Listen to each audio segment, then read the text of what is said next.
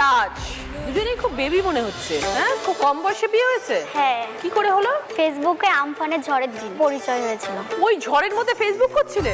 ফোনে আমার 15% মতো চার্জ ছিল, সেই 15% চার্জের মধ্যেই তার মধ্যেই রিলেশন হয়ে গেল। 15 মিনিটের মধ্যে প্রপোজ হয়ে গেল, ভালোবাসা হয়ে গেল।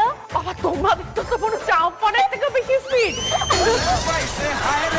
তারপর ও একটা ভয়েস মেসেজ পাঠায় আমাকে, শুনতে পাঠিয়েছে একটা ছেলে। তারপরে হচ্ছে আমি সাথে সাথে ওকে বলি তুমি আমার বিএফ হবে। ও 1 সেকেন্ডের মধ্যে আমাকে বলে যে হ্যাঁ। মানে টিয়ার তখন ঘুরেছে, রাজ হচ্ছে কোকিল। তারপরে তো আমি দেখলাম যে এরকম করে ফোনে চার্জও নেই, আর এখন বললো হ্যাঁ পরে যদি রিজেক্ট আমাকে করে দেয়, তার থেকে ফেসবুক পাসওয়ার্ডটা এখনই চাই।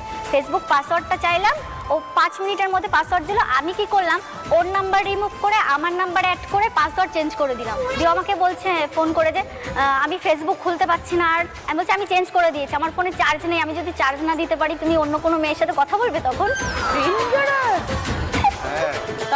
তারপরে 3 মাস পরে একসাথে পড়তে গেলাম। তো পড়তে গিয়ে প্রথম দেখলাম, ও বলছে তোমাকে সামনাসামনি দেখে আমি চিনতে পারিনি। ছবিতে একরকম, সামনাসামনি একরকম। কোনটা ভালো লেগেছে, সামনেটা না ছবিটা? সামনাসামনি ভালো লাগেনি, আমি চিনতেই পারিনি যে এটা সেই মেয়ে।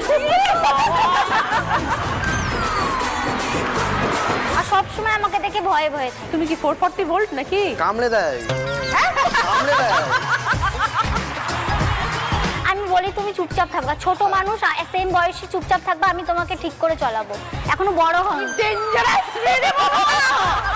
এখনো তো ছোট আছে না, অন্য মেয়ে যদি পছন্দ করে না, এই বাচ্চা ছেলে। বুদ্ধি আছে তোমার বউয়ের কিন্তু।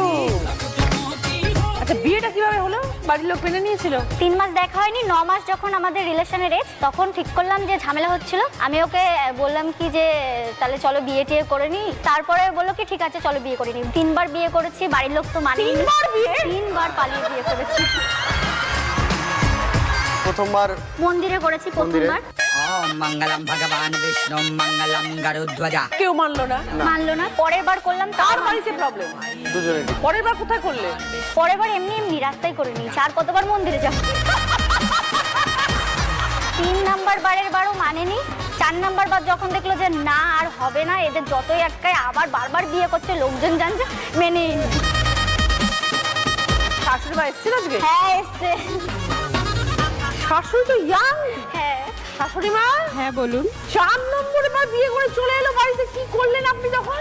কি আর করবো, মেনে নিতেই হলো। কিছু ওদের করার যখন নেই। দুজনকে চাই। এখন কি বুঝছেন বৌমাকে? ওমা খুবই ভালো, আমার তো মেয়ে নেই, পুরো আমার মেয়ের জায়গাটা দখল করে নিয়েছে ও। আমার আর দিদি হচ্ছে আমাদের একটা ইউটিউব চ্যানেল আছে রাষ্ট্রীয় অফিসিয়াল, ডেইলি ব্লগ, সারাদিন যা করি ওর সাথে যা করি। কিন্তু আমাকে তুমি মাছ দিয়েছো, তুমি নিজে মাছ নেওনি কেন? তাই কি হয়েছে, আগে স্বামী তারপরে আমি। ভালো লাগে না। তুমি থালা চেঞ্জ করেছো কেন? আরে মাছ খাও না, তুমি খাও না, খাও। আজকে তুমি খাও, আমি খেতে পারবো না তোমাকে। তুই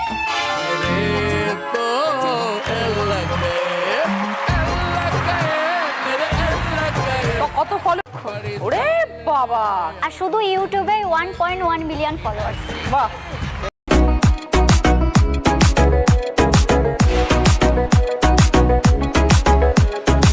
রাজ টিয়ার দিদি নাম্বার 1-এর ভিডিওটা দেখে তোমাদের সবার কেমন লাগলো, আর ওদের যে রিলেশনশিপটা কিভাবে হয়েছে সেটাও ওরা বললো। তো আমার তো খুব মজাই লেগেছে, বেশ ভালোই লেগেছে। আমি তো দিদি নাম্বার 1টা মানে একদম মন দিয়ে দেখেছি, মিস করিনি। তো আশা করি তোমরাও কেউ মিস করোনি। আমার এই এপিসোডটা দেখে তোমাদেরও খুব ভালো লেগেছে। তো ভিডিওটা স্কিপ না করে দেখতে থাকো, আরও অনেক ভিডিও রয়েছে।